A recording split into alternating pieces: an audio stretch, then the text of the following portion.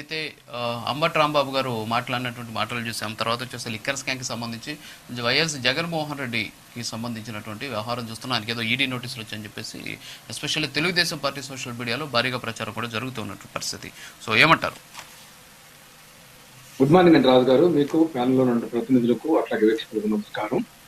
ఇక్కడ తెలుగుదేశం పార్టీ దాని యొక్క తోక పత్రికలు ఎప్పుడు కూడా మా నాయకుడు జగన్మోహన్ రెడ్డి గారి మీద కానీ, మా వైఎస్ఆర్ కాంగ్రెస్ పార్టీ నాయకుల మీద కానీ ఇదిగో అరెస్ట్ చేయబోతున్నారు, అదిగో అరెస్ట్ చేయబోతున్నారు అనేది ఫేక్ న్యూస్ ప్రచారం చేయడం, దాన్ని ఐటీడీపీ వైరల్ చేయడం అనేది ఆనవాయితీగా వస్తున్నటువంటి అంశం.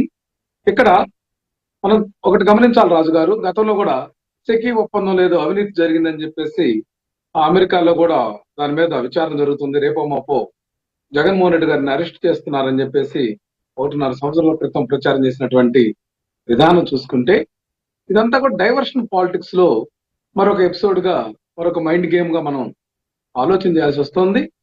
ఖచ్చితంగా ఇక్కడ ఏదైనా సరే ఉంటే ఆ నోటీసులు ప్రదర్శించాలా, లేకపోతే ఆ నోటీసులు వచ్చినాయని కన్ఫర్మేషన్ ఆయా ఎవరైతే ఆ ఈడీ గాని లేకపోతే ఆ నోటీసులు అందుకున్న వాళ్ళు కానీ చెప్తే కానీ అది నిర్ధారణకు రాదు. పొద్దాక ఫేక్ ప్రచారంతో ప్రభుత్వం కాలం వెలబుచ్చుతా ఉంది.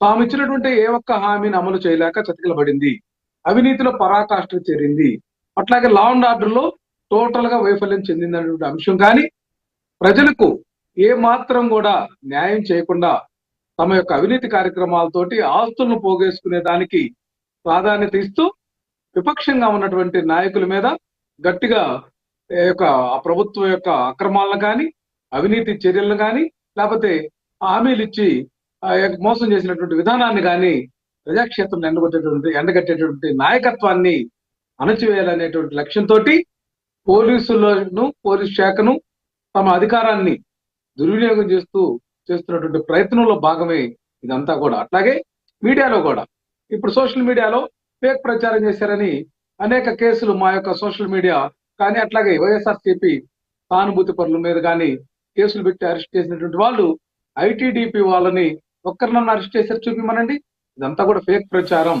దుర్మార్గంగా వైఎస్ఆర్ కాంగ్రెస్ పార్టీ మీద బురజల్లటం, రేపో మాపో జగన్మోహన్ రెడ్డి గారిని అరెస్ట్ చేస్తున్నారనేది ప్రచారం చేస్తే పార్టీలో ఉన్నటువంటి క్యాడర్ ను కొంత డోలాయమాన స్థితికి నెట్టాలనేటువంటి మైండ్ గేమ్ వీళ్ళు ప్రదర్శిస్తున్నారు.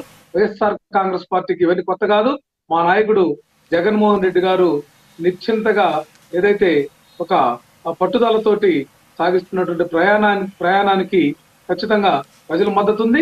వైఎస్ఆర్ కాంగ్రెస్ పార్టీ నాయకులు, కార్యకర్తలు కూడా అకుంఠిత దీక్షతోటి డే 1 పార్టీ ఓడిపోయినటువంటి మొట్టమొదటి రోజు నుంచి కూడా ఈ యొక్క తెలుగుదేశం పార్టీ కానీ, కూటమి ప్రభుత్వం కానీ చేస్తున్నటువంటి అక్రమాలు, లేకపోతే అరెస్టులు, లేకుంటే దౌర్జన్యాలు, హత్యాకాండలు, ఏదైతే రైతాంగాన్ని విస్మరిస్తున్నటువంటి విధానం కానీ,